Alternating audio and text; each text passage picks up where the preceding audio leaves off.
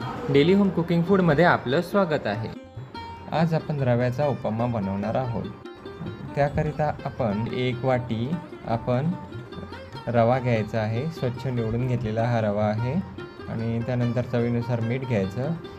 1 छोटा चमचा उडीद डाळ घ्यायची, मग चणा डाळ 1 छोटा चमचा घ्यायची, कढीपत्ता, बारीक कटिंग केलेली मिरची आणि 1 कांदा चिरून घ्यायचा।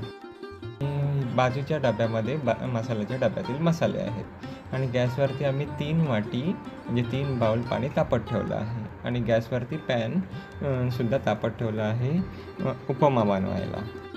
आपण यामध्ये 2 चमचे रिफाइंड ऑइल टाकूया। चला 2 चमचे रिफाइंड ऑइल आपण यामध्ये टाकायचे आहे। 2 चमचे टाकून झाल्यानंतर तेल गरम झालं का त्यामध्ये आपल्याला राई टाकायची आहे। तेल गरम झालं आहे, 1 छोटा चमचा राई आपण यामध्ये टाकूया।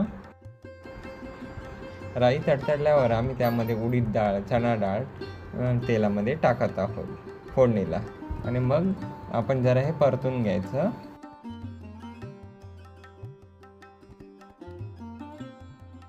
हे सर्व परतून झाल्यावर यामध्ये आम्ही मिरच्या टाकल्या कटिंग केलेल्या आणि मग कढीपत्ता सुद्धा टाकत आहोत आणि परतून घेऊया। मग यामध्ये आपण बारीक चिरलेला कांदा टाकायचा आणि ट्रान्सपरंट होईपर्यंत परतायचा।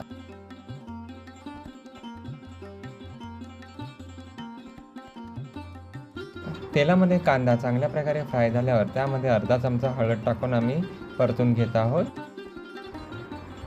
नंतर आपण यामध्ये 1 वाटी रवा टाकायचा पॅनमध्ये आणि चांगल्या प्रकारे ढवळून घ्यायचा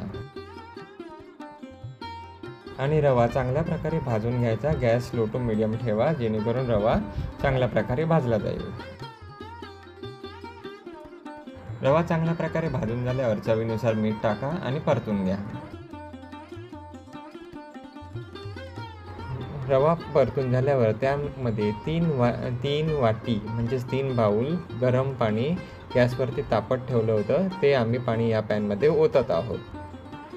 सर्व 3 वाटी बाउलमधलं पाणी आम्ही पॅनमध्ये ओतलं आहे आणि कावील त्याच्या साहाय्याने ढवळायचं। गरम पाण्यामुळे रवा चांगल्या प्रकारे शिजला जातो आणि चांगल्या प्रकारे फुलतो सुद्धा। रवा चांगल्या प्रकारे परतून झाला आहे, यावरती 2 मिनिटांसाठी झाकण ठेवूया।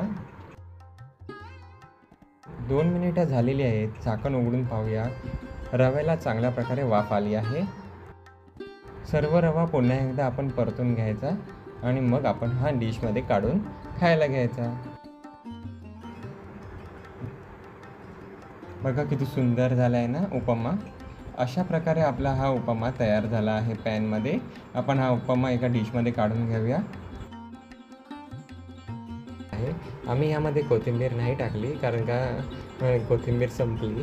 तुम्हाला जर कोथिंबीर टाकून हा उपमा खायचा असेल तर आपण खाऊ शकता कारण का चव चांगली येते।